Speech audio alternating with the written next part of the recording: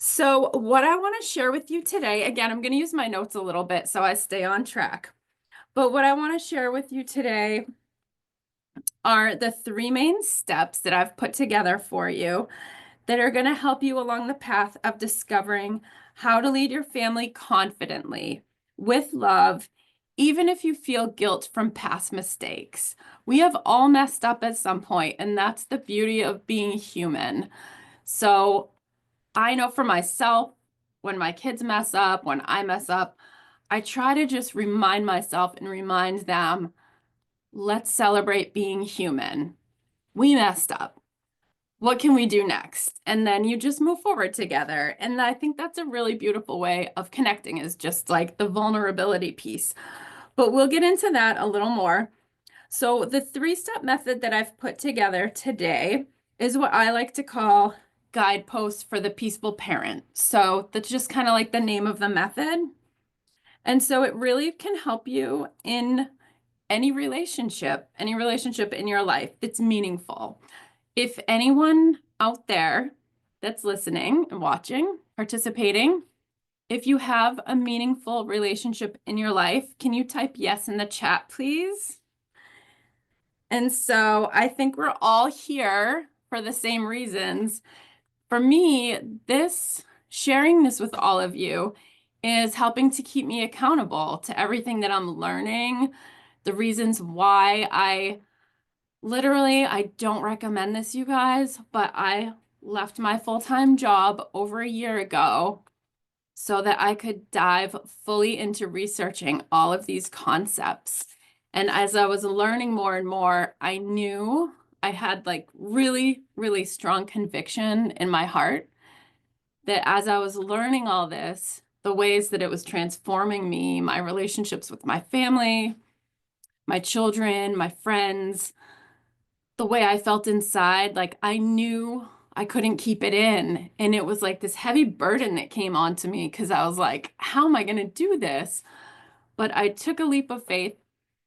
I left my full-time job and I dove in fully. And I have at this point invested probably $100,000 in this.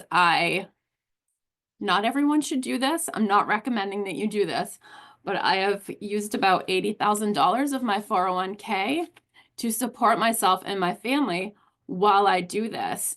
And I've also invested probably another 20 grand into courses, education, some high-priced mentors that have been helping me to get this going because I want to bring it to you. I literally don't care how much money it costs me because I feel so passionate about that. So I'm hoping you guys get a lot of value out of this. If you get any breakthroughs or any little things that stand out to you, go ahead and put those in the chat, or you can message me privately too.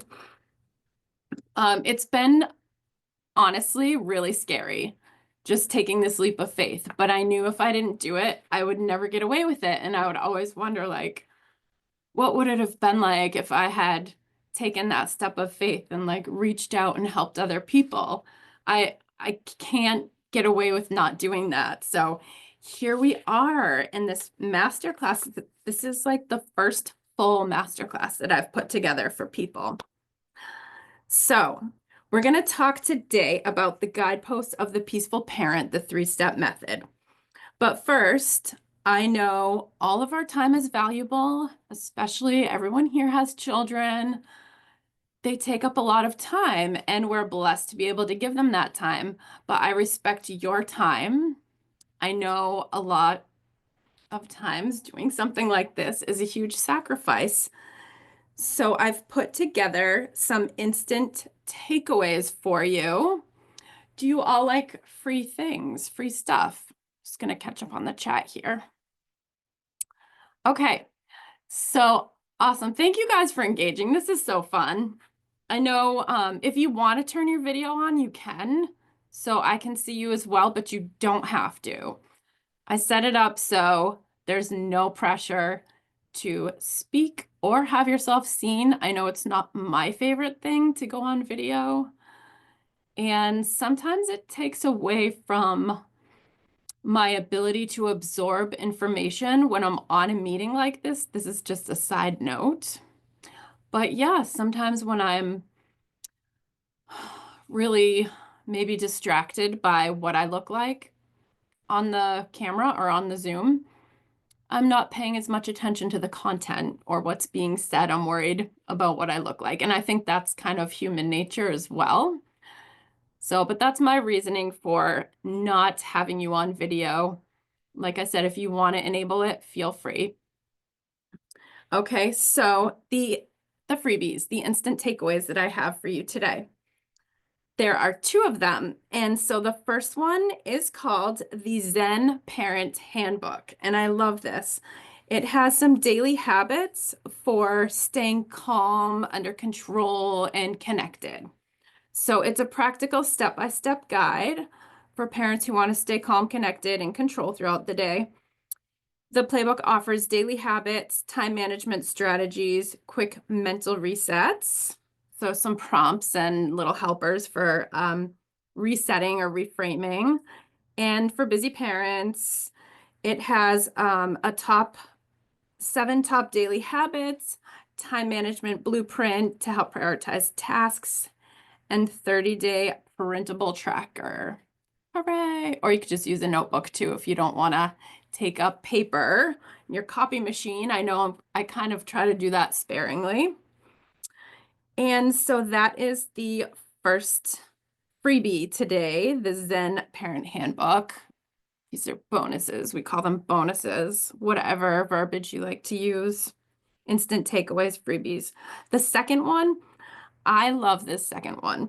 It is called the Repair Roadmap. You can call these anything you want. We just come up with fancy names for them for the masterclass. So this can take you from conflict to connection. It's going to show you how to use the moments of disconnect and the moments of conflict to connect with the people that you love.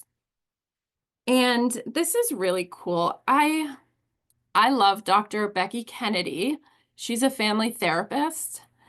She charges tens of thousands of dollars for her family sessions. She's very famous now. She's an author. But I love to listen to her podcasts. I've not spent any money on her specifically.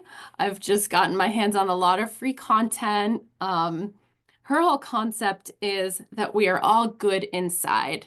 And she's really great about separating out people from their behaviors. And she teaches us how to do that.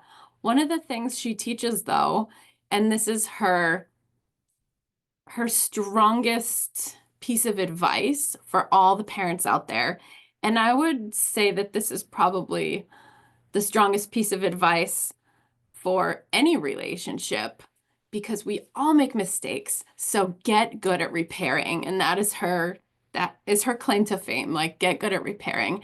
And she tells us how to do that. So in this repair roadmap that I'm going to give you for attending today, it's a workbook. It has the whole process to repair emotional ruptures after conflict. So you can use it with children, partners, even with yourself, because I don't know about you, but I have realized that it's kind of impossible to extend grace and forgiveness and compassion to other people if we can't have it with ourselves. And that's because when we're setting a higher standard for ourselves, we're going to expect that from other people. And that's almost always true.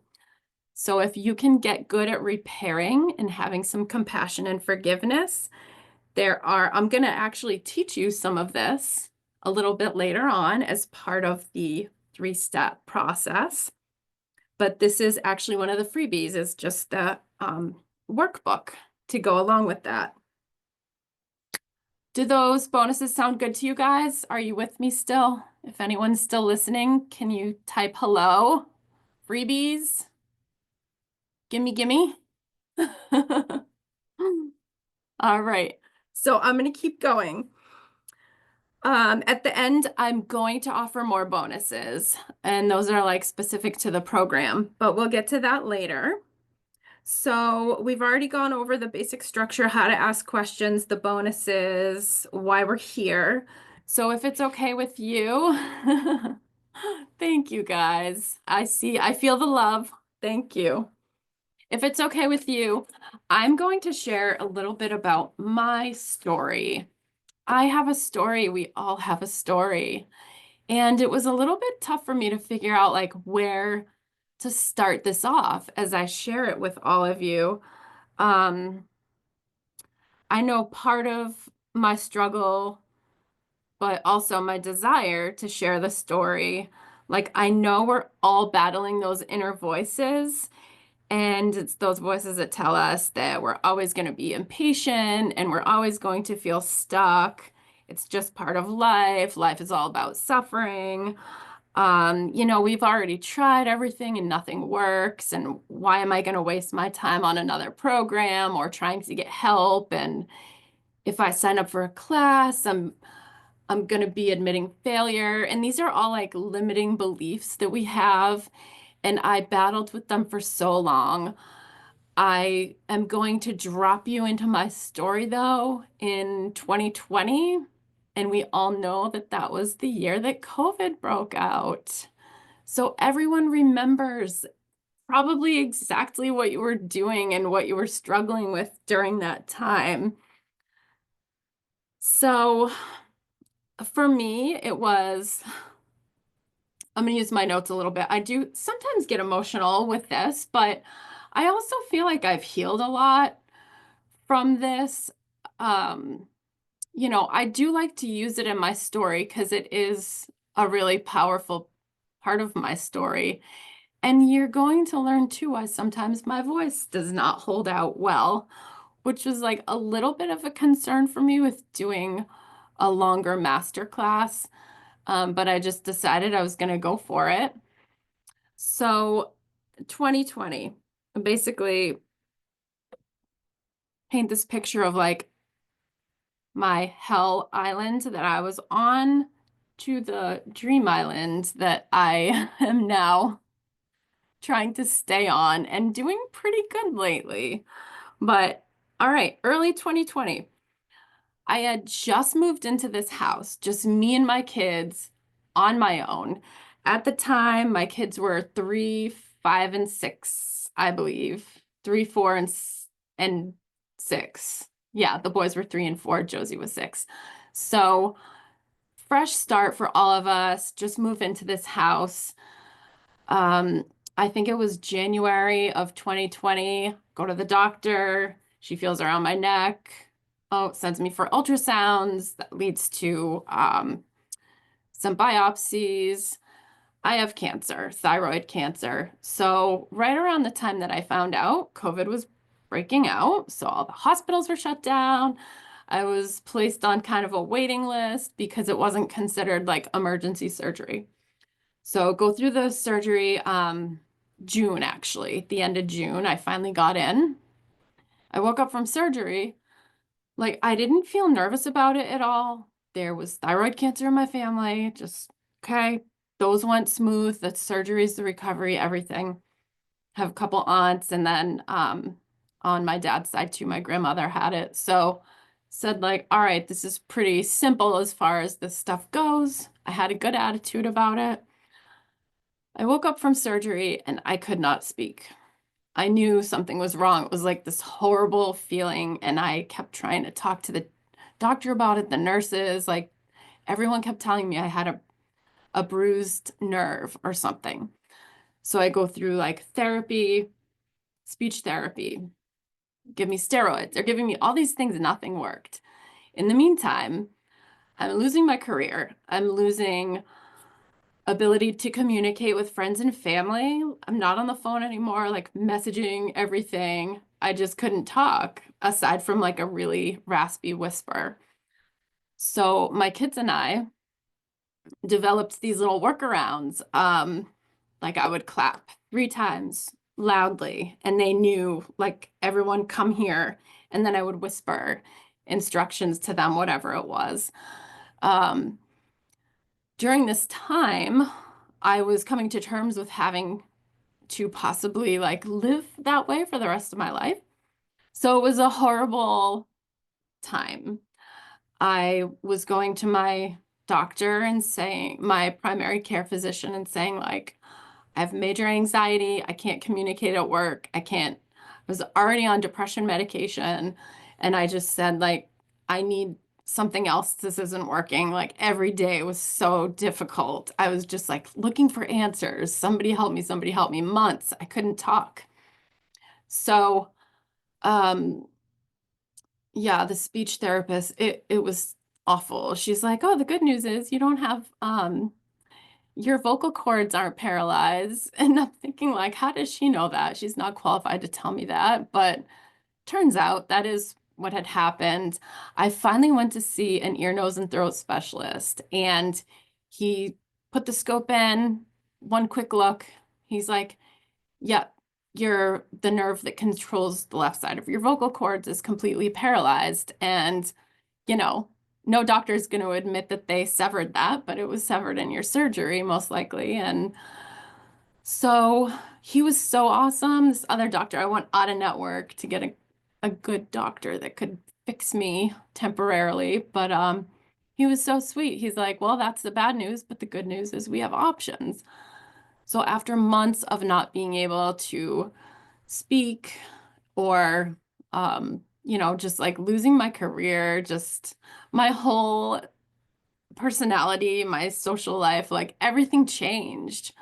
I had gone on to another medication. My therapist like diagnosed me with some personality disorder. Um, it was awful. And I knew that that wasn't really me. And I knew that this was a period of time that I needed to get through. And I was battling like all these limiting beliefs that kept coming in. And it got really dark, but I did get my voice back, even though it is like a temporary fix. But I kept seeing like little glimmers of hope here and there. At the end of 2020, I did have my voice back, but the damage had been done mentally, physically. I got COVID. Shortly after that, I had gone through radiation and couldn't be around my kids. It was just like, it was hell island for me that whole year. There were some good things mixed in. Now I can look back at that time and see so many positive things that came out of that. But that is a little bit about my story.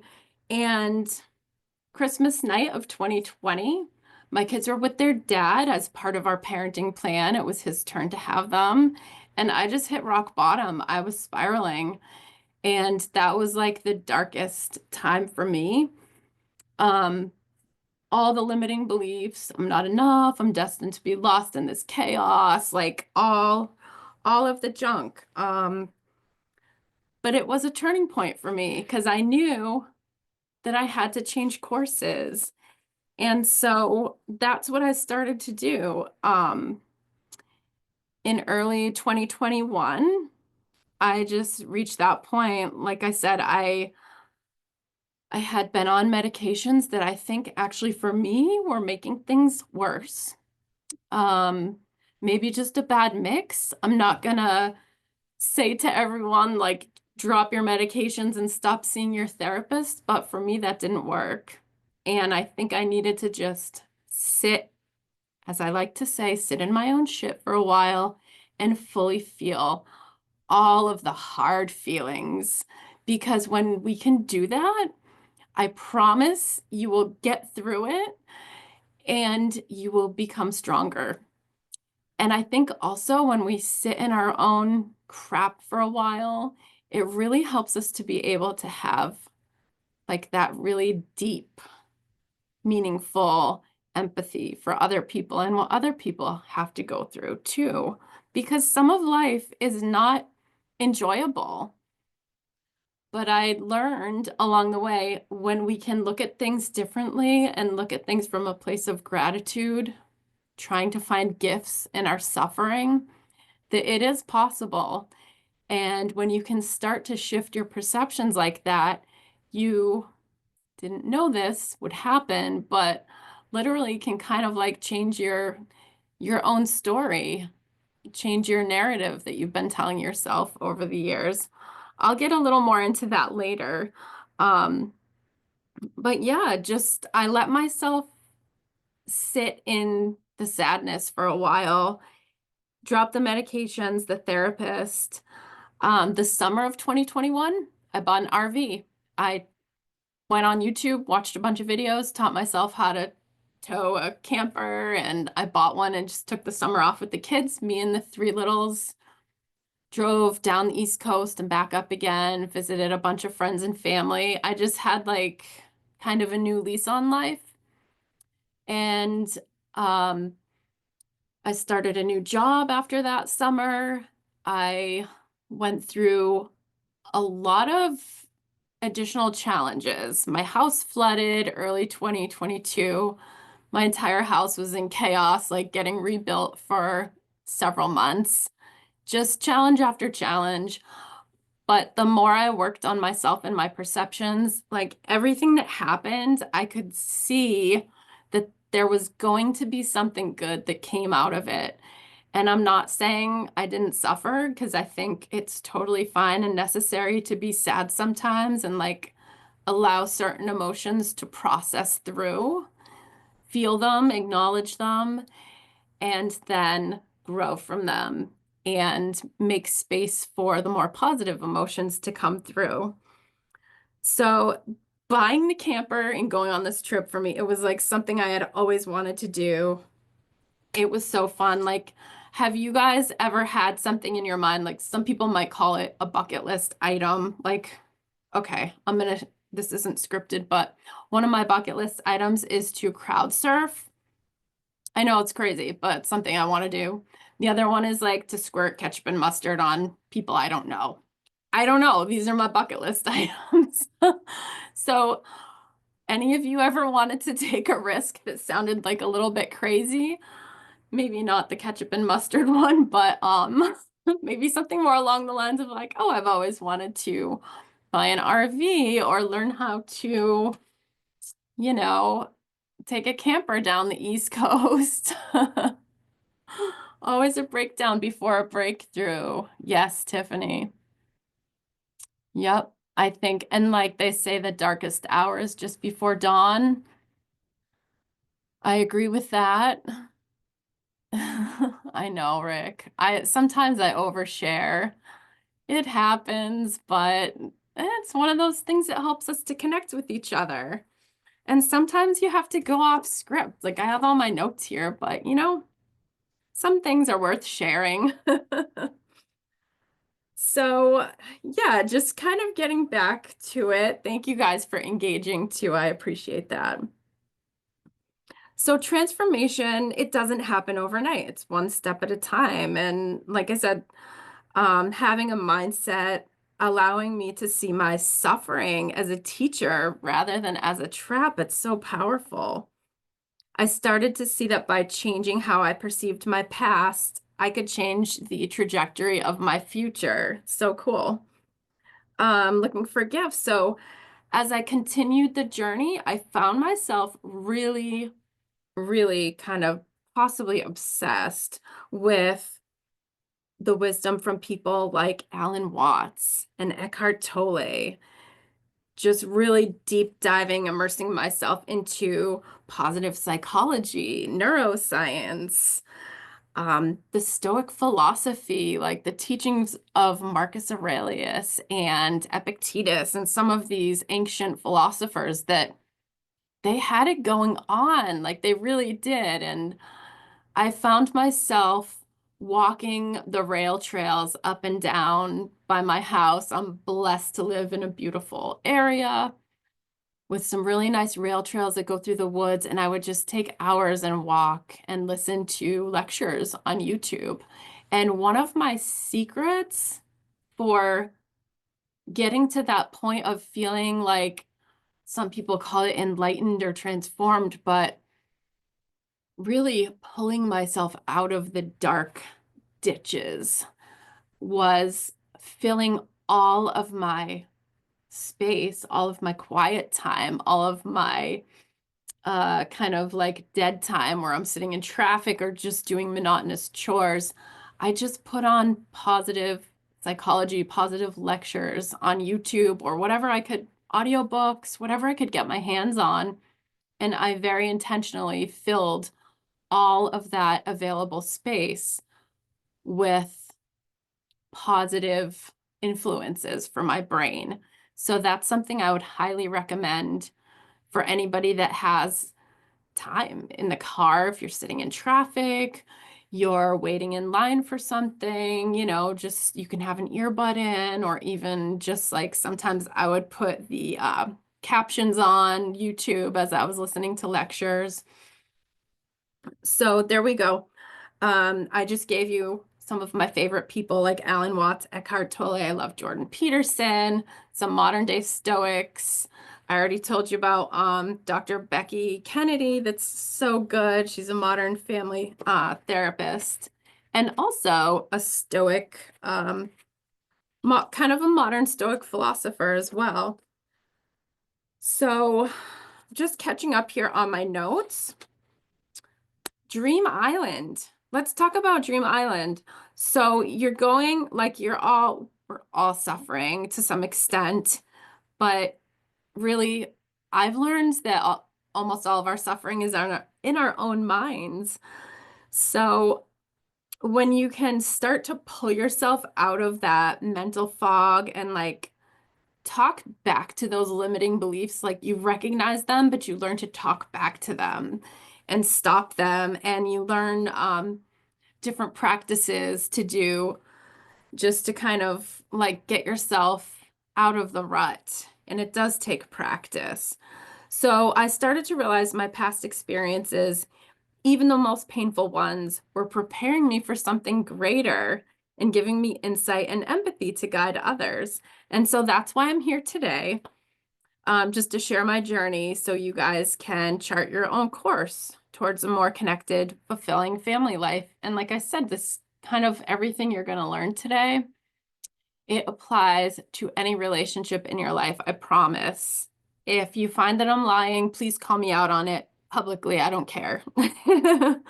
um, so we'll talk about some of the specific limiting beliefs, but for me, I think my biggest one was what they call imposter syndrome.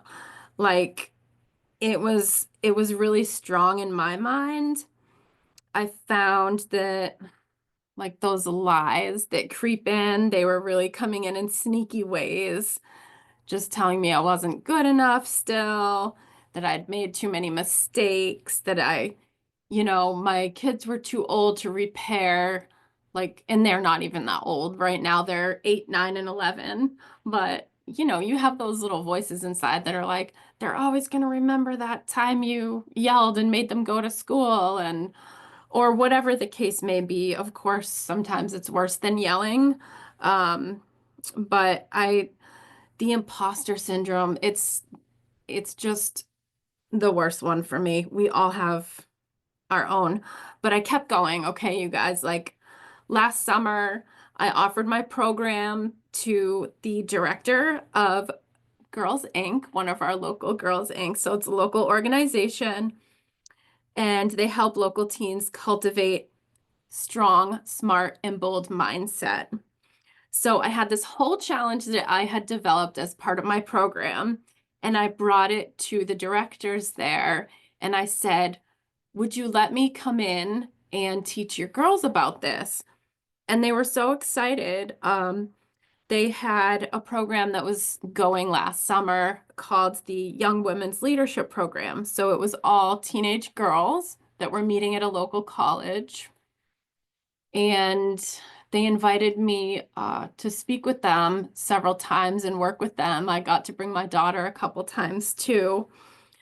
But this was, for me, kind of like a pivotal time because I worked past my fears and my insecurities and limiting beliefs. And I was like, no, I know that I have something of value. And so I got to work with these girls. It was so fun. I'll share a reel or something out, but I have some cute pictures and but the I wanted to read to you a couple of the things that the program coordinators and directors said. Casey, one of the women I worked with, but she was a staff member, she said Heather was well versed in mind and body-based practices that allowed our children to learn and build skills that they wouldn't otherwise. The work she did with young women's leadership allowed for a diverse population of experiences to thrive in the given setting. And then Karen, who's the director of programming and athletics, she said, Heather was creative and always prepared. We appreciate the opportunity to work with her and the work she put into modifying the concepts for our group, which I did have to modify a little bit. The attention span of teenage girls during summer break, that was fun. And I don't have a great voice long term or like projecting. So maybe I might have taught them like a little bit of the clapping method just to kind of reel it back in as needed. But Karen goes on to say, our girls enjoy the diverse range of activities, which kept the experience fresh and exciting. The opportunity to discuss experiences and insights in a group setting was a highlight for many, fostering a sense of they are not alone. And I love that because I think that's a big part of why I'm doing this, because I want people to know that they're not alone and that we're all here for each other. So having this feedback just helped me to understand the impact that I was going to have and that I was capable of having as I had that strong desire to serve people. So in kind of rewriting some of my own story, I was figuring out how to help other people rewrite their stories. And that is pretty awesome. So what I'm going to do next, I have a few exercises worked in today.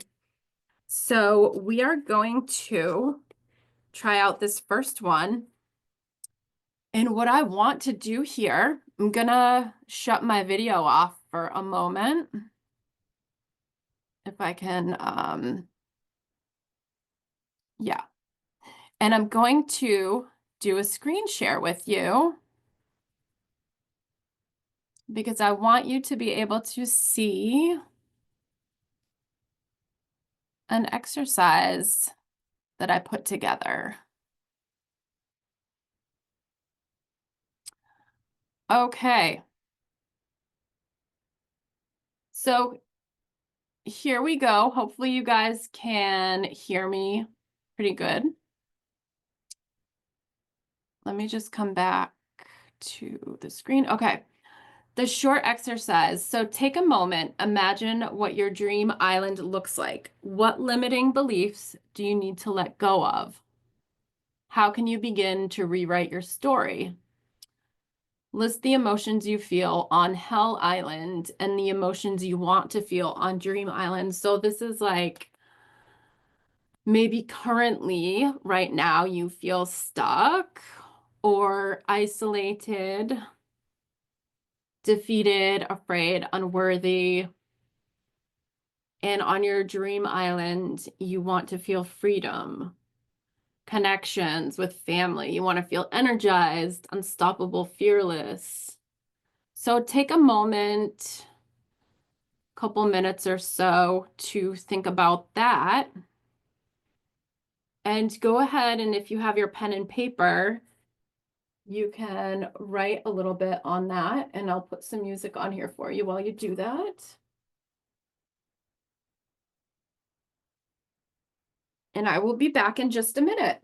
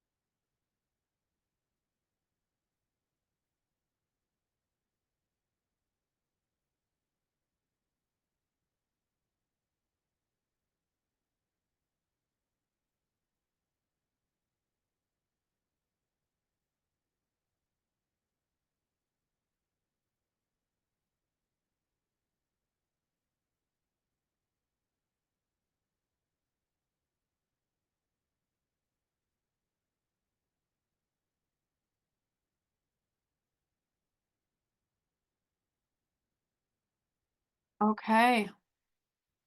How did everybody do? If you want to let me know that the screen share worked well, this is my first time. Well, no, if I said it was my first time, I would be lying because my amazing boyfriend, he's a little bit of a techie, and shout out to him. He helped me. Yay, thank you. He helped me do a little test run earlier. So, like I said, I've participated in a lot of live Zooms, but I have not hosted very many. And so I'm going to just play around with that a little bit as I get some more experience. Perhaps each time I host one of these, I'll add another fun element. Maybe next time I'll actually use like a presentation rather than just a document to share with you. I know the document works, but okay, awesome. I hope you guys were able to do some of that visualization. I think a lot of times, like just acknowledging where we're at right now and then adding a layer of visualization of what we want, what we desire for the future, that helps us. Um,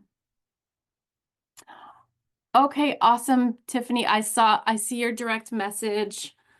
So yeah, that's great. I know some people have to get back to work, and yeah, you can catch up later. So, yep, that's awesome. Okay. Thank you so much for joining. Bye, Tiffany. Okay. So yeah, if people are coming and going, I left the meeting open so people can do that as much as they need to. I know that life is going to demand other, I know. Yes, Rick, I know you're at work too. So if you need to go at some point, please do. But thank you guys for joining me. I'm just going to keep going because I know some people will watch this on replay. But yeah, the visualizations can be really powerful as far as helping us to figure out what we want. So once we can kind of visualize what we want, acknowledge where we are and visualize where we want to be, then we can start setting goals to help us reach those ideal places, like our dream island, I like to call it. I like the analogy of islands, Hell Island, Dream Island. It's just kind of like, well, in the middle of winter, it's nice to visualize a tropical island anyway. So, and then feeling like all the wonderful emotions that go along with having those desires fulfilled. And it's just kind of a neat concept. So hopefully that was helpful for you guys. So we did the exercise. We talked about the limiting beliefs. So if you're ready to dive into the 3 steps of the program, the guideposts for the peaceful parent, I'm ready if you're ready. If you are still with me live, anybody, just let me know that you're ready. You can type ready or yes in the chat if you would like. And I know, Amanda, you're still there, but that you had some stuff to do in the background too. So, okay, yay. Thank you guys. All right. So the first thing, I love this word. The first thing you have to do in this 3-step process is make friends with curiosity. So that is your first keyword. That's your first step, curiosity. And this is similar to awareness and acknowledgement, being open to change. But the thing I love the most about having curiosity is that it's just kind of a fun, neutral, non-judgmental, almost playful word. And the things that you have to be curious about are basically like, what kind of patterns do you have going on in your life that might be holding you back from where you want to be? What kind of fears do you have? What kind of limiting beliefs do you have? Just getting curious about that while having compassion for yourself and not being um, judgmental or critical or hard on yourself, it just kind of evokes kind of a playful and innocent vibe. But it's important to ask ourselves what's holding us back. So getting curious about that is kind of the first step. Um, let's talk about the limiting beliefs that you might have at this first step. So you're getting curious about yourself. So there's this fear of self-awareness, like, what if I discover that I'm the problem? That is a limiting belief. There's also something like fixed mindset, which might say, I can't change, I'm too set in my ways. Well, that's not true because science has proven that through neuroplasticity, you can teach an old dog new tricks. So that's that. There's also like this limiting belief of externalizing. My child is the one that needs to change, not me. And maybe that's true to a point, that maybe that's half true, that changes need to happen on both sides. But a lot of times what you'll find is that when we're setting a good example for our kids, that they will often mimic that behavior. So, and then there's a blame loop, like I wouldn't lose my temper if my kids behaved better. The comparison trap, I'll never be like those calm, peaceful parents. Skepticism, understanding my triggers won't stop me from reacting. Or then this is a big one, the shame limiting belief. If I admit I need help, it means I've failed as a parent. Well, we've all failed at one point or another, so I can crush that one for you. Like I've crushed that failure. I've done it. Um, but the good news is now I know how to repair if I mess something up. So, and that is something that you can use to deepen your connections with your family and in other relationships as well. So those are some of the limiting beliefs. They're all normal. Like these are things that we all struggle with. So in one of the group programs that I had last spring, I had a participant that was joining a little bit skeptical to start, but chose to continue anyway. And this is what she said at the end when I asked for feedback. She said, I was surprised to find myself thinking about some of these concepts and challenges throughout the day. Little things like looking for opportunities to be thankful or thinking of how I could have responded differently, thought of something differently, slight shifts in perspective. This really can change your mind and your life. So I love that because even when you have some self-limiting beliefs, if you take action anyway and just kind of use courage, use bravery, accept the discomfort, like you can get past those limiting beliefs and find out through curiosity, bravery, courage, that you can change and transformation is available for everyone. So just with the first step, curiosity and awareness, you can go from a skeptic to someone who's already priming themselves for lasting transformation. And by experiencing slight shifts in perspective and believing that it can change your mind and your life. So another quick exercise that I thought I would do with you guys, and I wrote this down on the document, but I don't have to do a screen share for this.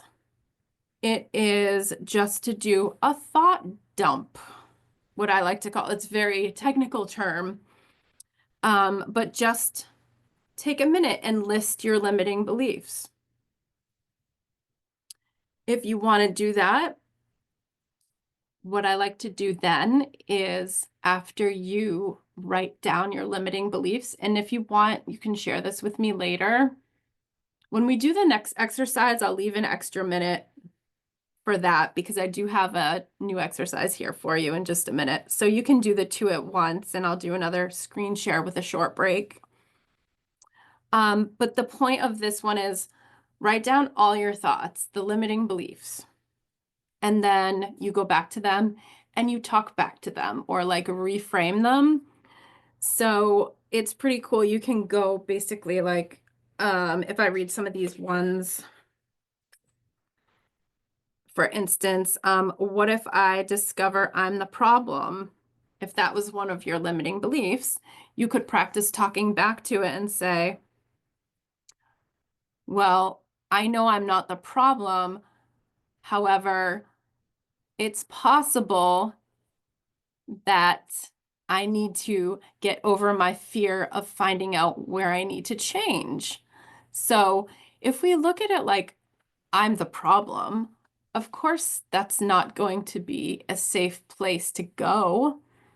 So using the curiosity, like playful curiosity, instead of like making ourselves the victim, like, I know I'm the problem. I know it's me. I already know that. Okay, well, that's great. Well, then what? Now what? So if you have kind of like a more playful attitude about it, it just makes it more exciting, more fun to investigate. Like, okay, sure, yeah, I'm probably doing something wrong. Like, okay, well, what might I discover that I'm doing wrong, and what can I change? What can I change that I'd be willing to change and that I can practice changing to make my life better? So that's just, we'll go back to that in a little bit. But part of being curious is something to do with control. So I love talking about control. There's this whole stoic concept in stoic philosophy called the dichotomy of control.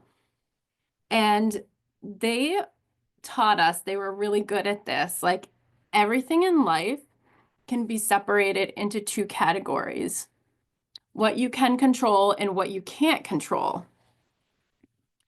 And if you can take this list, like list all of these things in your life that maybe you're bothered by, list down everything that you can control, everything that you cannot control. A lot of times, the only thing that we can control in this whole entire list of situations and circumstances and behaviors and opinions, a lot of times the only thing that we can control is our own perception and our own thoughts. And it does take practice to control your own thoughts, but I wanted to invite you to try this out. So the dichotomy of control, basically in parenting, there are two things: what you can control, what you can't. Most of our frustration comes from trying to control the second category, things that we cannot control. So this exercise is going to help you to know where to focus your energy. Amanda, I love that. Okay, and Tiffany's still here a little bit, but okay, cool. So you guys, I'm gonna do another little screen share here because I don't have to shut my video off. I'll just leave my video on and then figure this out while I have you on and share. Okay, I think that worked. So this is the one you just did. This short exercise number 2 is the one I already said: do a thought dump, list limiting beliefs, review the list, and talk back to each one to reframe it. So we talked about that. So this exercise number 3, I love this one. So you can do it specific to a specific recent parenting conflict or a relationship conflict. It doesn't have to be with children. It can be with anybody, a spouse, a friend. Maybe you got into a political debate, a religious debate, all these hot topics that people love to argue about. So with this exercise, think of the event And then think of what was outside of your control and what was within your control. And then once you figure that out, you can ask yourself, where is your energy going? All right, so I'm going to leave that for a minute here. And I'll put the music back on. Some nice soothing music. And I'll be back in one moment.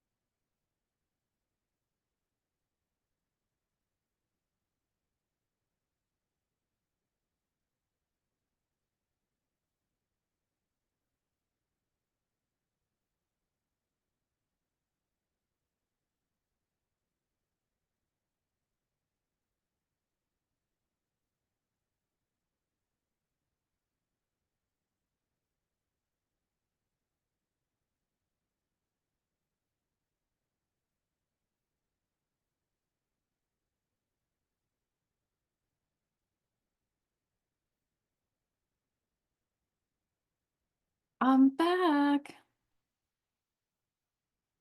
All right. Did anyone get to do the exercise?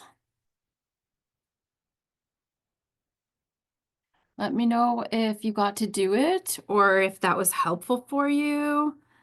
Type yes in the chat if that illuminated anything in your life. I do, like I said before, I love having the awareness of what we can and can't control. For me, it's so helpful as a mom. I've been a single mom, like trying to handle all the kids myself for many years now.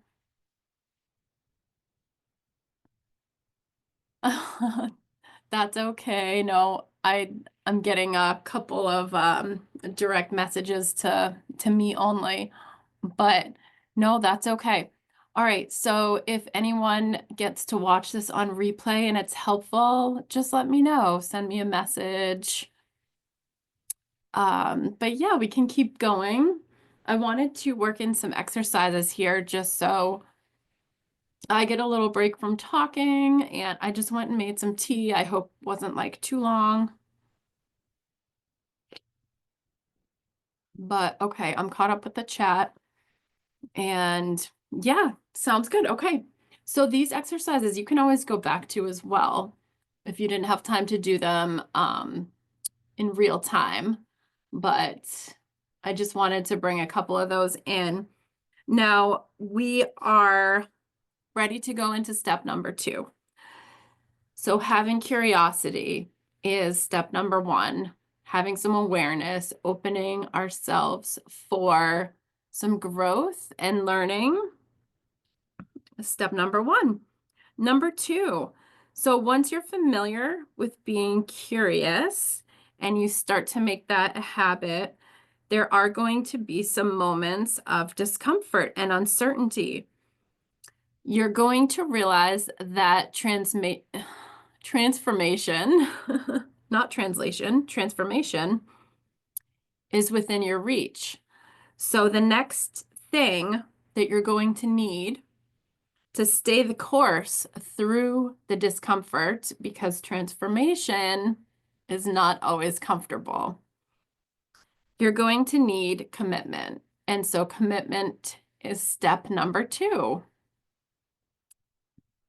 All right, let me just go into the chat here. Okay, awesome.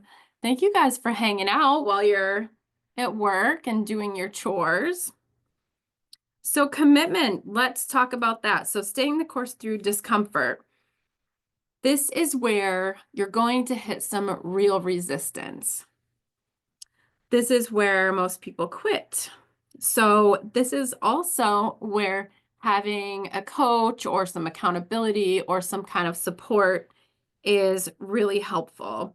So it's about pushing past the discomfort and using repetition to build your confidence.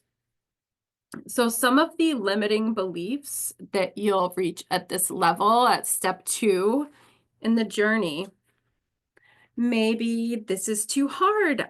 I don't have the time or energy. And that's the overwhelm talking. And another limiting belief that you might run into is I tried it once and it didn't work. And that's kind of the all or nothing. Hi, Monica. Thanks for popping in. And we're on step 2, and I know you can catch up on replay, but I went over commitment, which is step 1 in the guideposts of the peaceful parent. And we're just coming into step 2. We've done a couple exercises. So commitment's about staying the course through the discomfort. Some other limiting beliefs that you might come across. My partner isn't on board, so this won't help. And this is one that I hear sometimes because I'm working with parents. And a lot of times it's one parent that realizes, like, my family needs help, but the other parent is on board. So that's kind of in the category of dependency and leaning on other people for permission. And I I know that that is valid to a point, but we are all our own people and we can take ownership of our own transformation. And I think that's a really powerful concept to realize. So another one might be like perfectionism. If I slip up, it proves I'm not capable of change. And these are all lies that we tell ourselves because we're afraid to push past that discomfort. So the challenge at this phase, as we're keeping our commitments to ourselves, is just to talk back to those lies. It's okay to acknowledge them and say, like, I'm having doubts, I'm having insecurities, but keep talking back to them. Write down the limiting beliefs that you're having. Write them down, acknowledge them, and say, nope, that's the old me. I know better now. And just keep going. So this is just about keeping the path, staying the course. Another thing we can do is reframe our past mistakes kind of as data and setbacks as part of our growth. I like to say mistakes and failures are part of our education. Like we're learning as we go. And so when we make mistakes and when we momentarily see something as a failure, that can be reframed and you can just use that as part of your education. And education is a beautiful thing. I promise you, any mistake that you've ever made, you can pull something good out of that, a takeaway, a positive takeaway, or even a gift sometimes. So that's a nice challenge. Like I could build an exercise around that, but I'm going to keep going. So another thing that you can do if you're needing a moment to kind of ground yourself or reframe if you're having negative limiting thoughts or beliefs, you can do a quick sensory rep, like just breathing exercise or something simple like just rubbing a couple of fingertips together for a few seconds and breathing through that. One, I wanted to share with you a quick story here, but one of the young dads that took part in my group challenge last year, he experienced a lot of these changes because he stayed with it through some of the discomfort. So what he told me, Stephen was his name, is his name, and he's in the parents group too. I'm not sure if he'll watch this on replay. I hope he does, but he said the program was unlike anything he'd seen before and described it as thought-provoking, enlightening, stating that it gets you into a healthy state of mind every time. He added that he believes it will be a hit for years, even decades to come. So that was awesome. Again, like helping me to get through some of my own limiting beliefs, which I shared earlier. Imposter syndrome was a really big one for me. And so hearing from some of the parents that I was helping out and knowing that like Stephen in this case experienced such transformation in a really short amount of time, that was really powerful for me. So during the challenge that he's speaking about here, I had given everyone multiple options for different ways to implement new perceptions in their day-to-day lives. It's really about with this program, like these 3 steps that I'm giving you, and even what I do with my one-on-one clients too. It's about finding solutions that work for you and staying with those solutions until they become habits. Like you're learning to embody these changes and the new perceptions. So okay, let me just see. This is, I'm going to give you another takeaway. So a new strategy for implementing transformational habits. This is an awesome, awesome hack, and I'm going to share it with you. All of the money that I've invested in myself over the last couple of years, I shared earlier, like $80,000 from my 401k to support my family while I educated myself so that I could bring this to all of you, another 20 grand or so in like courses and classes and education. I literally would have paid all that money for this one concept or strategy that I'm going to teach you. This goes along with the commitment phase where we start to get super uncomfortable. We're seeing changes, but we mess up and we're backtracking. We're taking like 2 steps forward, 1 step back. So is it okay with you guys if I share this concept with you? It's probably, this and the next one are probably my top 2 takeaways. Type yes in the chat if you're ready to hear this. All right. Hi, Monica. I just glanced up at the chat here. Thank you for saying hello. Okay, Rick's ready to hear it. Amanda's ready to hear it. Awesome. Yay. Okay, Rick, I know you've heard this before because you're one of my biggest fans, and I love you for that. I'm going to teach you about space today. This is so exciting. I love talking about space, and I'm not talking about outer space. I'm talking about the space that we create between a stimulus and a response. So, the greatest practice in parenting is creating space between the child's behavior and our reaction to the behavior. It's so crucial, okay, especially when your emotions are running high. So take this space. This is all inspired by a quote from Viktor Frankl, and he was a Holocaust survivor. He spent years in these concentration camps, and he found purpose and meaning in basically inspiring the other prisoners to push past their suffering. And one of the things that he did while he was in this concentration camp, this is giving me chills while I remember, I have he has a beautiful book that I own. It's called Man's Search for Meaning. And he would speak to these other prisoners and teach them to focus on what their meaning was in life and what was on the other side of this concentration camp. Like there was something waiting for them. They were needed for something. And the world, like the universe, was requiring something of them. And if they looked hard enough, they could find it, and it gave them purpose and meaning to keep going. But he has this beautiful quote. He says, between the stimulus and response, there is space. In this space is basically where you find your power.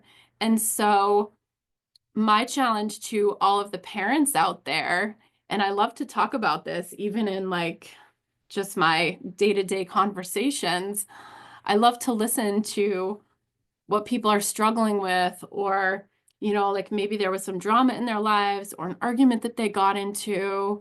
I have opportunity to use this every day. But when you have something, a trigger, also called a stimulus, a behavior, you have the option to respond, react, respond. Those are 2 very different words. They sound similar, and they're somewhat similar in some ways. But between those 2 things, you can create as much space as you want.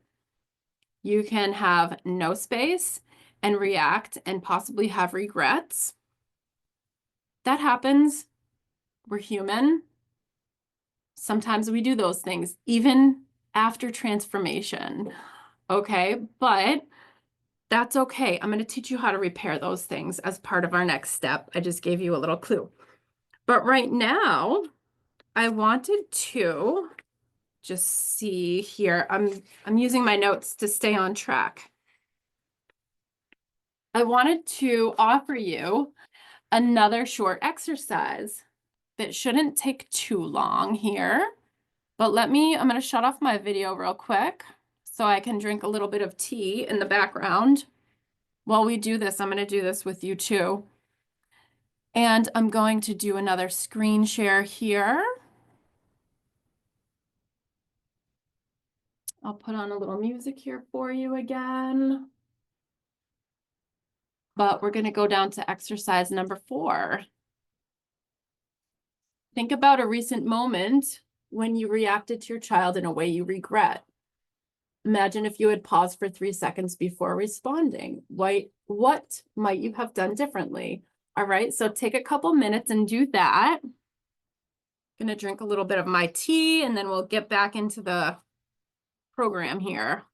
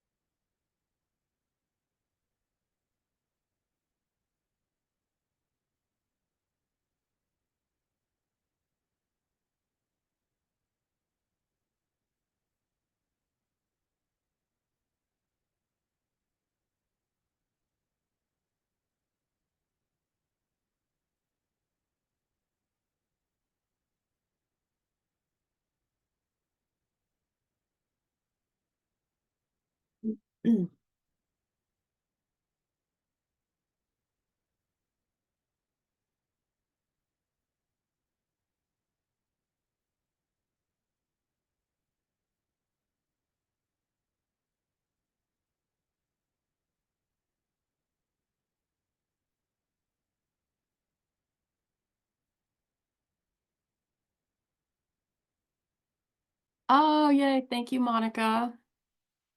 Awesome. Okay. So we are back. Gonna get back to my notes here. I have notes on this screen too. I'm not really using them though. I I'm a paper person. I prefer paper. So that's what we're doing now. So were you guys able to do the exercise? Was that helpful for anybody? I love this concept.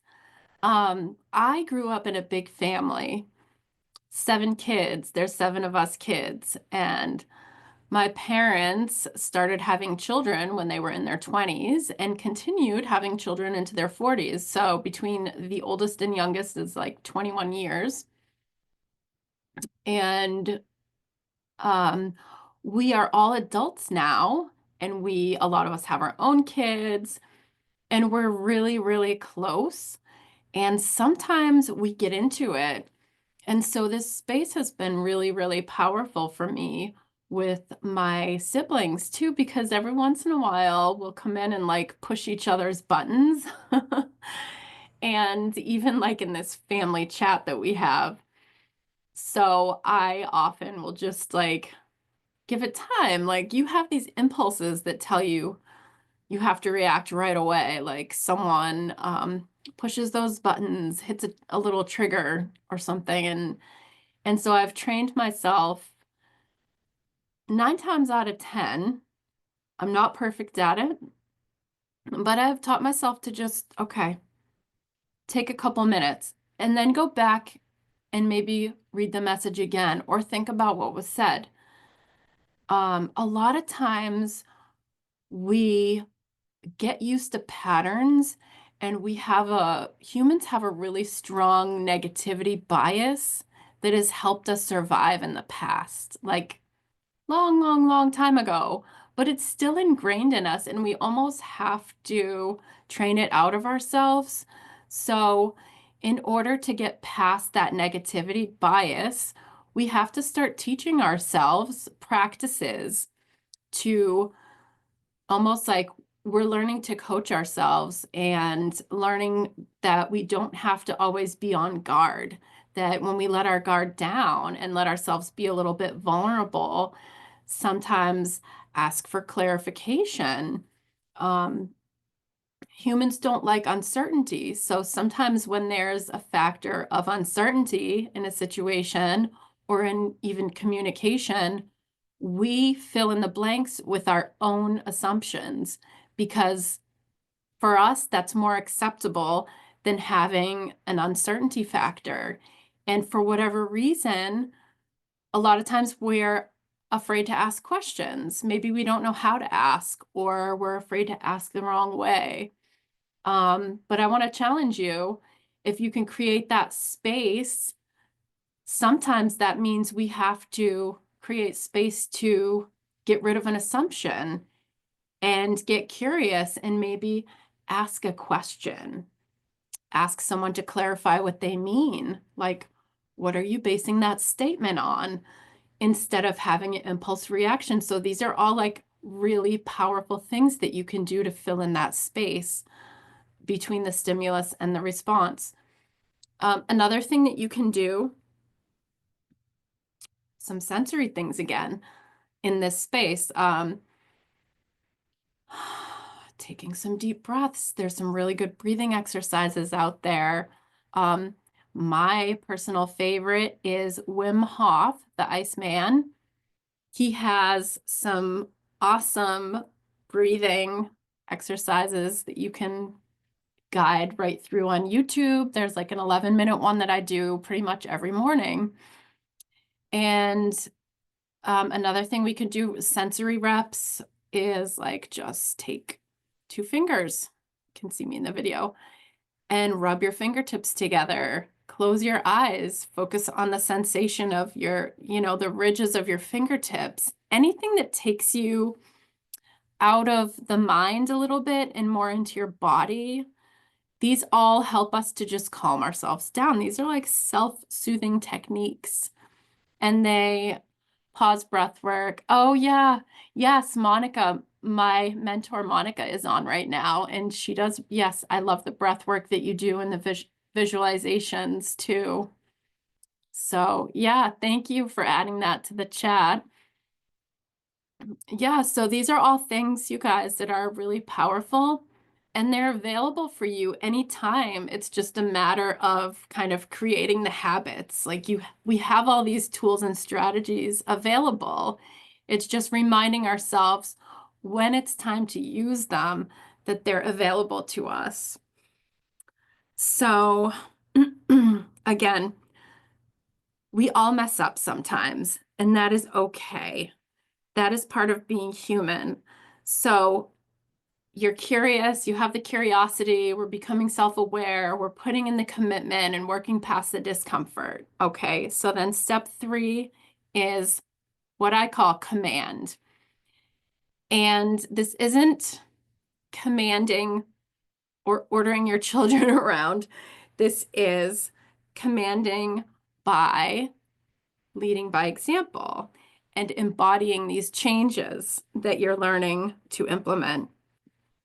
So in this phase, you have the tools, but you still have the fear of stepping into leadership and you're having doubts about lasting transformation.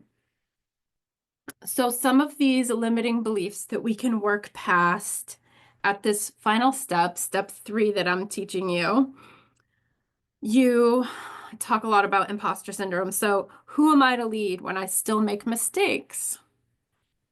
I'll tell you right now, I'll talk back to that one immediately because you will not be able to connect deeply with your families, with anyone, if you are unwilling to show that you make mistakes. You have to be vulnerable to a point if you're going to make meaningful connections in your life.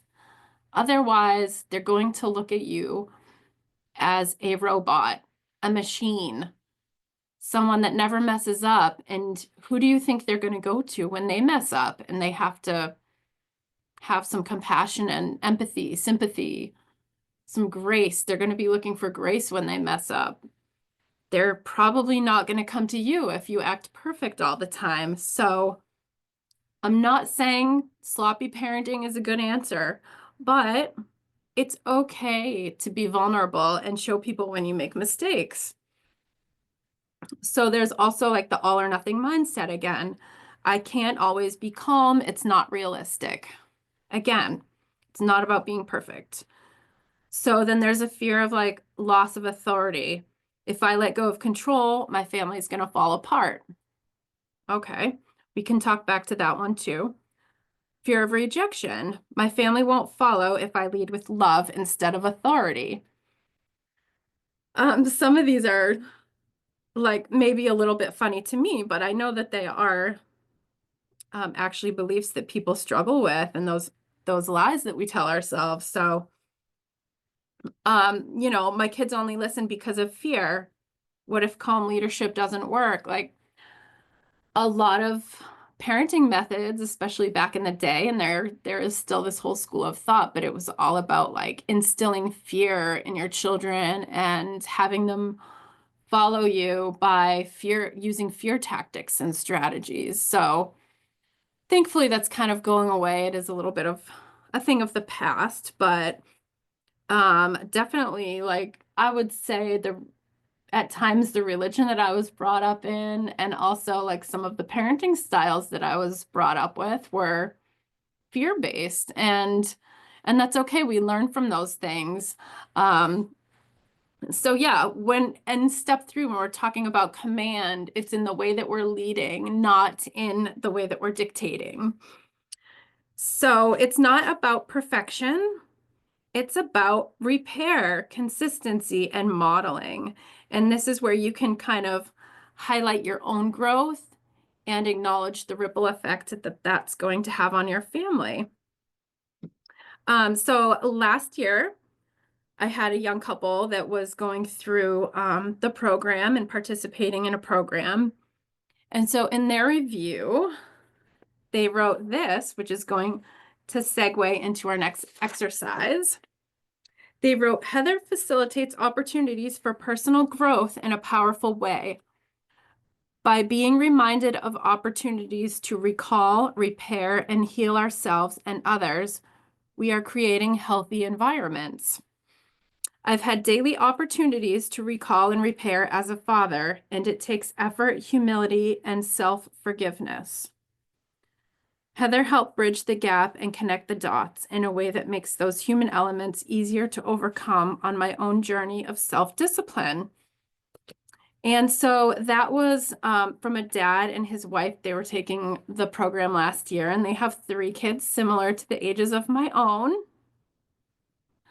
So in the final step, command, we learned that transformation, like I said, it's not about being a dictator to ourselves or others. Again, whatever grace we give ourselves is all that we're going to be able to give someone else. If we can't have compassion and grace with ourselves, we won't be able to extend that to other people. So it needs to start with you always. So it's about connecting from a place of imperfection and vulnerability. Many people avoid repairing past mistakes because they don't know how. And that's true. People don't teach us how to do that. But this is a huge opportunity for building trust. And we're going to do an exercise and I'm going to teach you how to repair. Okay. Does that sound good? If anyone is on the chat live, listening live, let me know if you would like to learn how to repair. You can type yes in the chat. It's 3 to 4 simple steps. And this is one of the other things I'm super excited to bring to you. I think this is so powerful and it's really also so simple. Unfortunately, I think that not enough people talk about this and it's available for all of us. So, yay. Okay, I got a yes. That's all I need. I'm going to get into it then. This is another trick from Dr. Becky Kennedy, and she is the queen of repair. She has this beautiful YouTube video.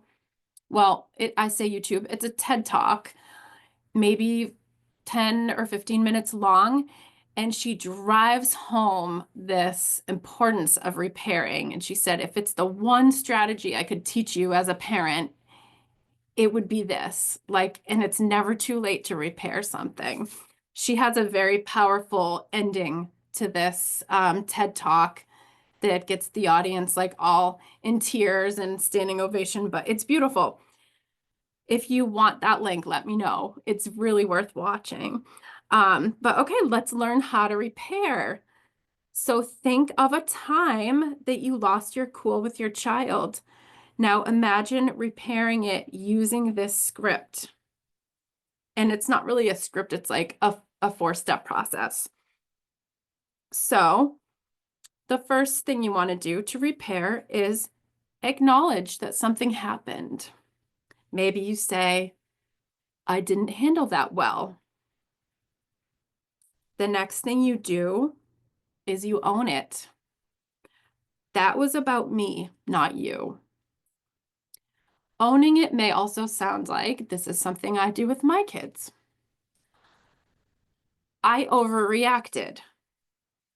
I'm stressed about XYZ, and because I'm already stressed, that caused me to overreact when this happened. But that wasn't your fault. I didn't need to react that way. Apologize. Part 3. I'm sorry. Part of apologizing, going back to the acknowledgement where you might say, I didn't handle that well. Part of this is also acknowledging the impact that it had on them. Like, I'm sorry. I realized that I became scary mom right there for a minute. Or I'm sorry. I realized that I wasn't setting a good example for you. So then the last part of this, so we acknowledge, we own it, we apologize, and then we make it right. So making it right might be like, here's how I handle it next time. So this is repair. It's a little bit different than apology. A lot of times an apology will just say, I'm sorry, and it kind of closes down the conversation. So with a repair, we're opening the communication or keeping it open and using it to model to our children or whoever we're repairing with. It could be a friend, a spouse, a different family member. Yeah, thank you, Monica. Yeah, how to handle it next time. Yeah. So it's opening up that conversation, and you never know, like your child might say to you, you know, I had such and such happen with my friend at school, and I don't think I handled that right because we haven't been talking for the last 2 days. Like my daughter is in junior high now, and she has things come up with her friends quite often. And so I get to use a lot of these little formulas with her and just encourage her to like, I know it's tough to have these conversations, especially starting them. You know, starting a conversation is tough sometimes. So I give her little prompts, and yeah, the ripple effect. Yep. I give Josie little prompts here and there, and she does practice them. I'm really proud of her because at 11 years old, she's learning how to communicate, and a lot of people are, even as adults, just were never taught how to communicate, how to work through a repair. Like that's hard, and it does take some vulnerability. Humility, absolutely. A lot of humility. So this masterclass is all about being calm and connecting as a leader in your family. So having these deep connecting relationships with the people that mean the most to you. That's why I really wanted to share this repair with you. So if you do want to share, I actually have this in an exercise as well. If you want the exercises sent over, I can send you a document with the exercises, but I think, Monica, you put it in the chat, so thank you so much. The chat will be there. But yeah, acknowledge what you did and the effect it had on someone else. Own it. apologize and make it right. Just say what you're going to do next time to change the behavior. So, what's not an apology? Okay. An example of not a repair would be like, I'm sorry that I yelled at you in the kitchen. If you hadn't complained about dinner, I wouldn't have lost it on you. So that's an example of like not repair. Because that's like the blame loop, right? We're saying like, if you hadn't done this, I wouldn't have reacted this way. As parents, as leaders in our family, we need to take ownership of our own behaviors and our reactions. And that's a really tough thing to do, but it's so important and you can't skip that. You have to do that. Otherwise, it's a disservice to our children because what we model to our children is what they're going to go into adulthood with. If they're learning to blame themselves, how does that happen? How does a child blame themselves for something? Well, a lot of times when they're growing up in a home where maybe they're feeling like they're the issue and they don't know how to get something right, they will automatically turn to self-blame because as children, they don't want to believe for a second that their parents are not safe, that the parents are not a secure place for them. So their go-to when they're feeling like the house is in chaos or there's a problem, children are always going to blame themselves, always, because they don't want to believe. Their little minds don't want to comprehend that their parents are not safe or that their parents made a mistake. They tend to kind of idolize us. And so it's so, so, so important that we remember that and we just remember that it's our job to model these strategies for them and teach them how to communicate. So I just wanted to share that. The three skills combined, really the repair kind of wraps up the command part of it because I think that learning to repair is really like, that's the punchline. Okay. We're just leading our families. We're connecting with our families at this point. Like we've gone through the transformations, we've committed to the changes and the habits that are transforming our families. And inevitably, it's not going to be perfect ever. Like it just won't be.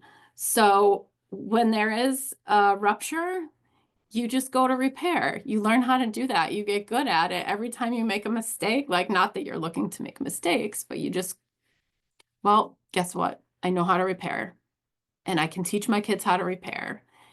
And maybe it will open up a conversation that they need to have with me too. So that's the beauty of this. And yeah, it's really exciting for me to be at this point of my own journey that I feel good about sharing this with you guys because I've had some time now to put all this into practice and I know what works. And I've gotten the feedback too from people and I know what works. So just to recap the 3 steps real quick that we went over, the guideposts of a peaceful parent, it is starting with curiosity. That's step 1.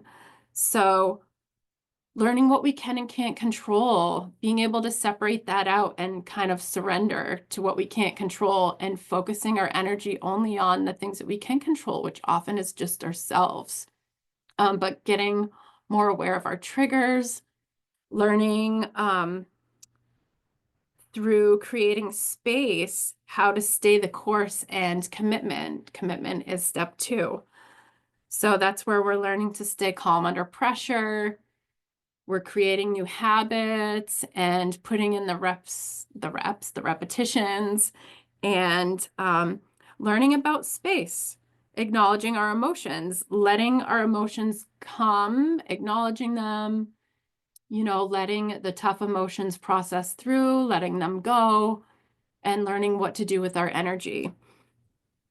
Again, so And then the last step being command and embodying the changes and learning how to handle it when things aren't as perfect as we would like, but we're bringing in humility at this point, leading by example. So those are the 3 steps. What do you guys think about the 3 steps that I taught you today?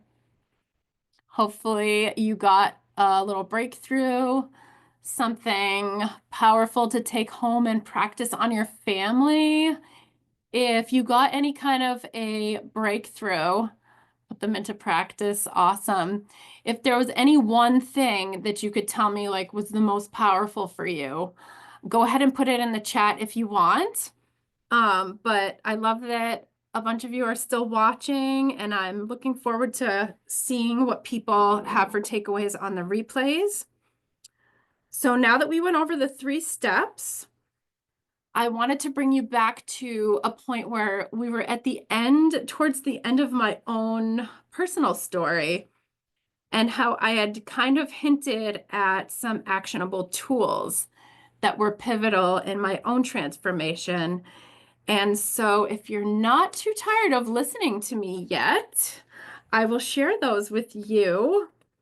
And you can either like raise your hand in the chat or raise your hand at home, tap your chest, say me, me, me. I want to learn a few more quick takeaways, and then we can kind of like transition from there. But we're almost done here. So the 4 tools that I wanted to just give you real quick, I'm just going to throw these in right at the end. The transformational tools that really help bring in the full connection and the full, like the calm, the peace, the tranquility into your home. Embrace vulnerability, I would say. Allowing yourself to feel deeply, even the painful emotions. It opens the door for healing. And it's okay to let our children see this to a point, okay? So I grew up in a family where emotions were kind of masked, and so this was really hard for me, but once I learned about this, I understood that it was needed to be able to connect on a deeper level. So reframing limiting beliefs, because we all have them. You're not going to necessarily be able to stop them completely. What you can do, though, is learn to talk back to them and challenge them. Okay, so the third thing is just having like the mindful connections. So whether it's a moment with your kids, a quiet conversation with your partner, intentional connection is going to be key.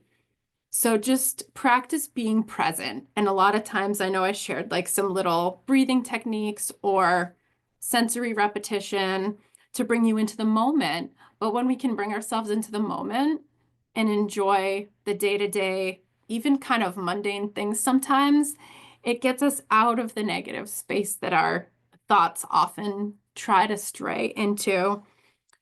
And then the 4th takeaway that was really transformational for me was just taking action in spite of your fear. It's okay to say, like, I'm afraid of this, or this feels unsafe, this feels risky. Yes, a lot of times the things that truly matter in life are going to feel risky. It's because change is not comfortable. But what did Darwin say? It was like the species that survive are the ones that are most adaptable to change. Like we have to change. Life is about changing and transforming.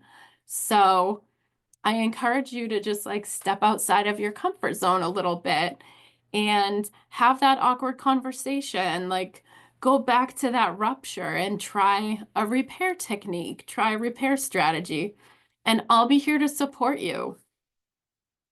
So there you go. There's all your awesome, amazing content for today. And I hope you've all gotten something out of this. At this point, you're probably wondering what's next. Are we wrapping up? What's going on? If it's okay with you, I'll ask, is it okay with you if I take a couple more minutes and share how I serve people? Give me a yes in the chat if that's okay with you. And if you're on replay, I'll leave the chat open so you can type yes on replay. All right. Awesome. Thank you guys. I just got a couple of direct messages.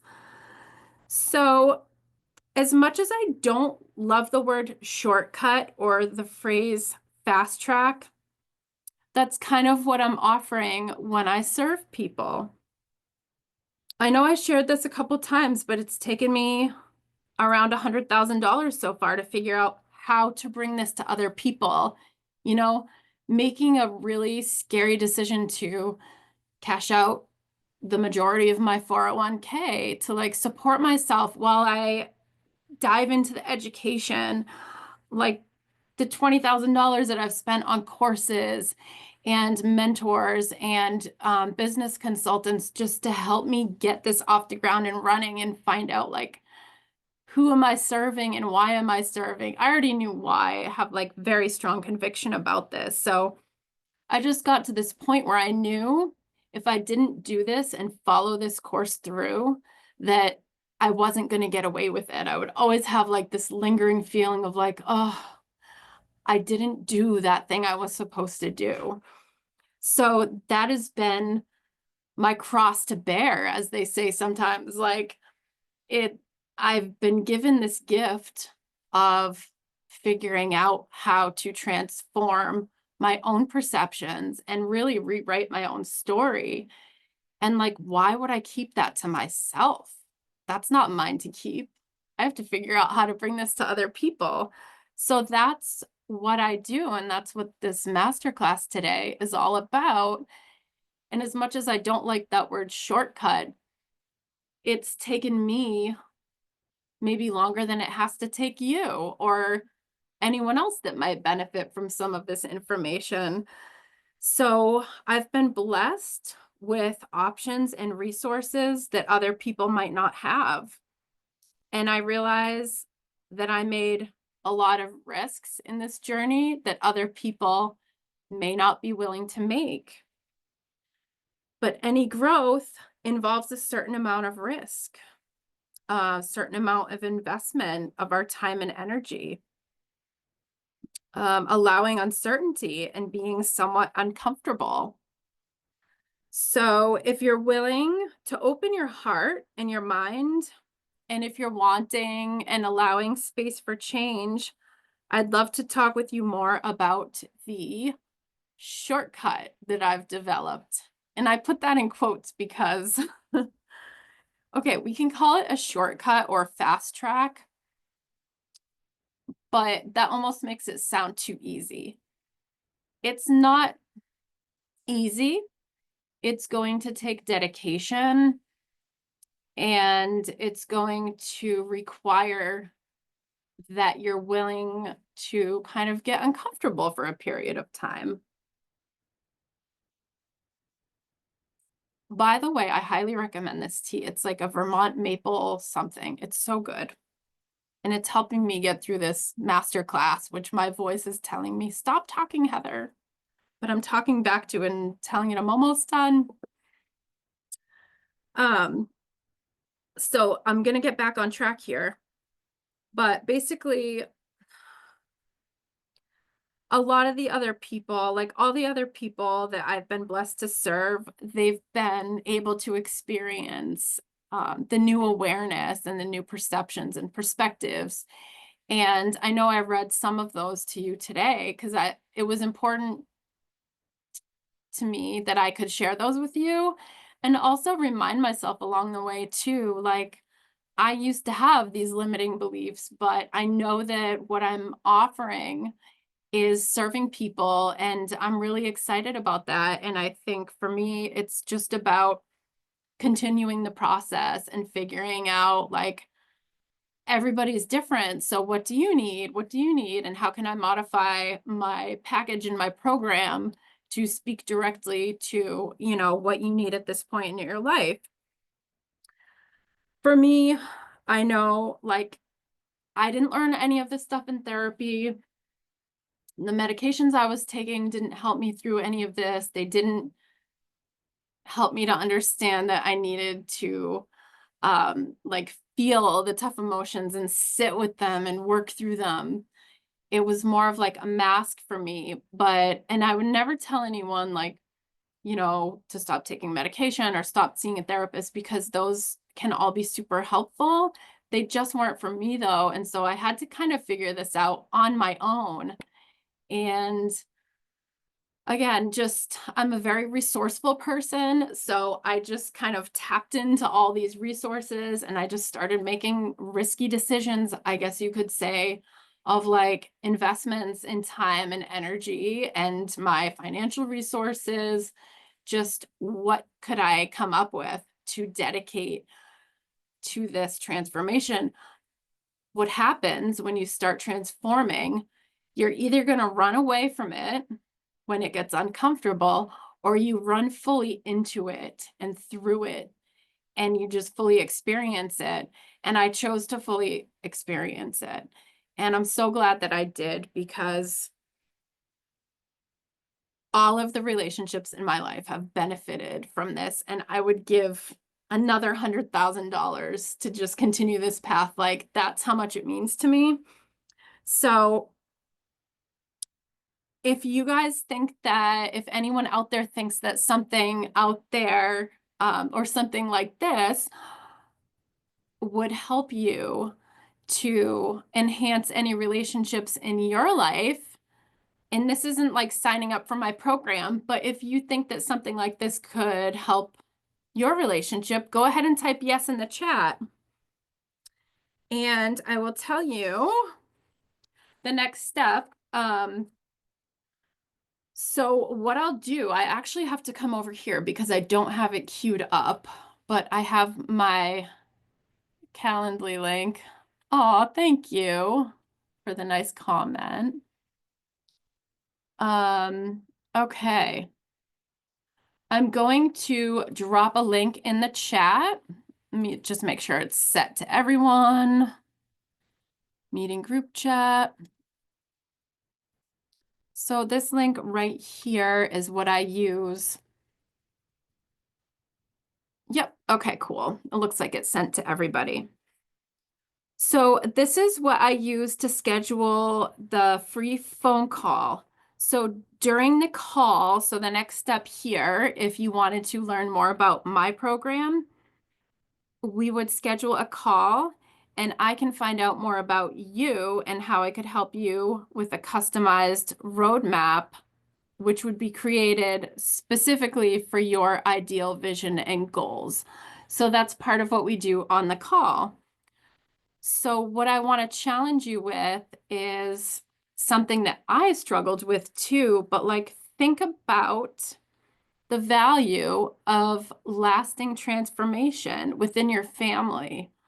Like, to me, I can't put a cap on that because I've been on Hell Island and I'm continuing to build Dream Island. I'm never going to say like we've arrived and we're there, because we continue to have moments of rupture, opportunities for repair, opportunities to show vulnerability and humility and, all of these things that make us human. And yay, let's celebrate being human. But like, everyone's needs are different and unique. So part of the phone call is just finding out what your ideal visions are for your family, and what is your schedule like? What kind of support do you need? You know, if you do go ahead and schedule a call, what I want you to do, you can click on that link. It will bring you to a calendar. And Amanda, I know you're on here too, and we've had a call, but I dropped the link if you need another phone call or something to discuss anything else. I know we left off at a point where there might be some more to talk about, but go ahead and it will bring you to the calendar. Select a time that works for you. If you book a call ahead of time, I want you to write down any questions that you have. So it might be like a question about how long the program would last, who is it for, how much is it, what do you offer for support? Like just write down all the questions that you can think of, and we'll answer all of them on the call so that we can get the most value out of our time together. So you can get the most value out of our time together. So, oh yes, want to review the program bonuses, or first we'll review the event bonuses. So for attending today, anyone that attends today is going to get the Zen Parent Handbook, which is Daily Habits for Calm, Control, and Connection. So that is my top 7 daily habits, time management blueprint to help prioritize tasks, and a 30-day printable tracker if you want to use a printable tracker. If not, you're free to use a notebook, whatever you want. And then we also have the repair roadmap. So we talked a lot about repair today. I gave you some scripts and some steps to handle repair in situations that might have had some rupture. So that has framework and examples in this repair roadmap on how to repair, basically kind of a review of what we talked about today. There's some conversation prompts and a log in that workbook as well. So that is my gift to you for investing all this time today. I'm going to give you a code word. So I want you to message me this code word, which is peacemaker. And that goes along with what we're talking about today. So again, the code word is peacemaker. And if you message that to me, I will reply with your freebies, your instant takeaways. All right. On top of that, for anyone who is invited into my program after our phone call, if you book a call, if you're invited into the program, I have a couple of additional bonuses for you. The first one is something that I think is super important because I didn't realize, I kind of did this on my own, but I didn't realize that with transformation, there was going to be a lot of stress on my social dynamic. And when I say stress, I do mean it was a good thing. It was a really good thing. And I had some checks in my own soul about some relationships that I continued to entertain. Just maybe some people in my life that were kind of a negative influence or just negative people, and that just didn't feel right. And the more I felt myself transforming and changing, I kind of didn't want to be in those relationships anymore. I didn't want to have those friendships. So what I've created for you for a program bonus, one of the tools is like a mini workshop and a guide for navigating relationships after transformation. And so this is like something that you'll come into at some point of your transformation. I can almost guarantee that you're going to need some guidance with this. Thank you, Monica. So this has discussion on how growth can shift the dynamics with your partner, family, friends, whatever the case may be. People are going to ask questions. People are going to see how you've changed, and some people might be insecure about that, or they might feel some jealousy or maybe even confusion, and they don't know really what, maybe it's triggering something in them and they can't pinpoint it. So this is just going to kind of address those, and you can be prepared before they even start to happen. So it's going to help you just give you some hints on setting healthy boundaries, managing some possible social discomfort, and having empowering conversations. And then there'll be some like bonus reflection prompts for self-awareness with this program bonus. And then the second program bonus is, we know I love to do little visualizations, some breathing. I know Monica loves to do that too, and you've done that with me. Sometimes I like to go back and talk to my inner child, or even have like a visualization. I have a really fun imagination, so like I have to keep it reeled in, dialed in. But sometimes I'll have a visualization where like my current self will go back to my child self, and then I'll have like my future self meet with us too. And these are like really neat visualizations where it's all us doing this, but we're reflecting on our past. We're looking towards the future and we're being present as well. And for me, this is so powerful because when people experience depression, it is usually based on something that happened in the past. When you're experiencing anxiety, that is usually coming from a place of our imagination worrying about something that may or may not happen. And we're creating scenarios in our own minds that are giving us anxiety. So I think part of the power of these visualizations is that we're taking ourselves, we're looking on our past and ourself as a child, and then we're inviting in our future self, our future ideal self, to have like this mastermind. And we're learning to self-soothe, and we're learning to um, think about our futures in a positive way. And we're learning to set goals and like visualize ourselves years from now. And what do I want to be? Who do I want to see? Who do I want to meet up with me as I am now and as I was as a child? And like, you can almost use these visualizations as your own guide. It's very powerful. So part of the program bonus is a VIP access to some guided visualizations. And I like to do these.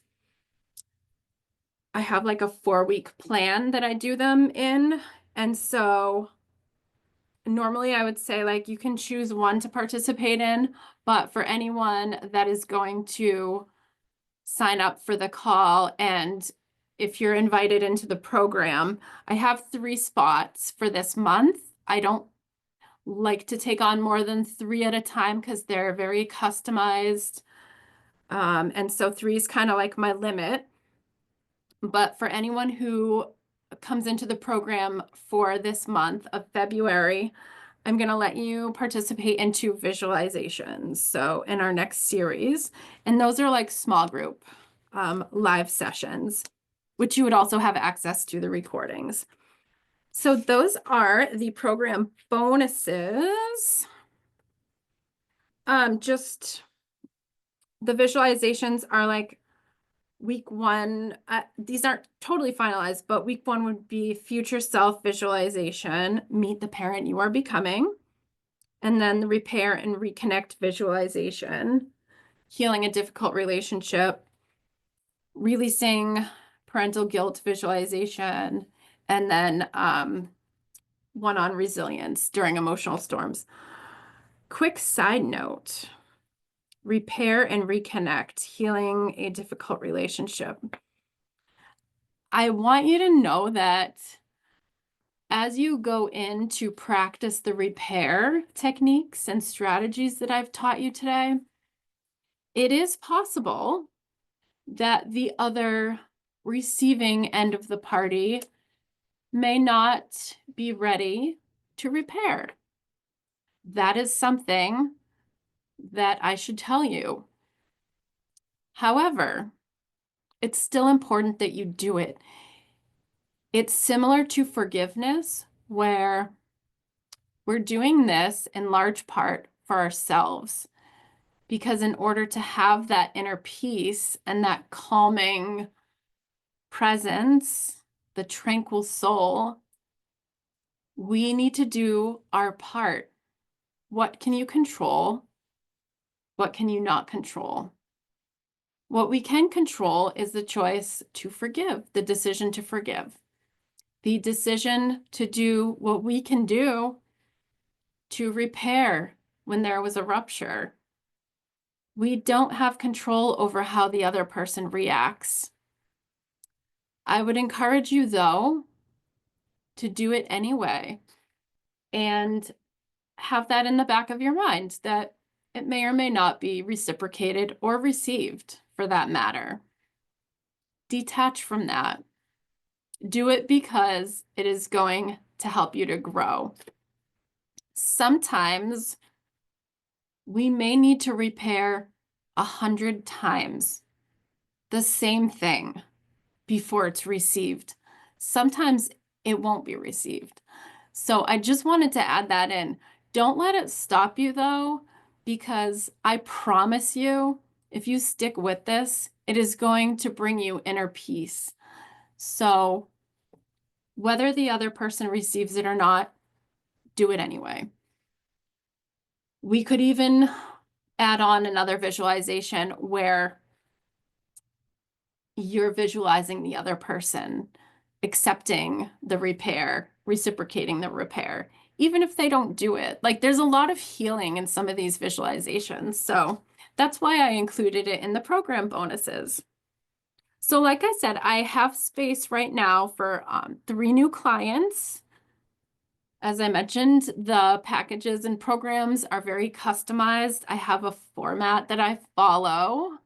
However, within that format, it's similar to the 3 steps that we went over today. Within that format, there's a lot of space for customization, and that's going to depend on your unique circumstance. What are you struggling with? What do you have as your ideal visions and goals for your family on Dream Island? What kind of time do you have to dedicate towards getting yourself there? So, at this point in the journey, a lot of people do start to doubt themselves and those limiting beliefs creep back in. And like, you'll wonder, what if my spouse doesn't support me? And what will happen if you admit that you need help or you surrender to help?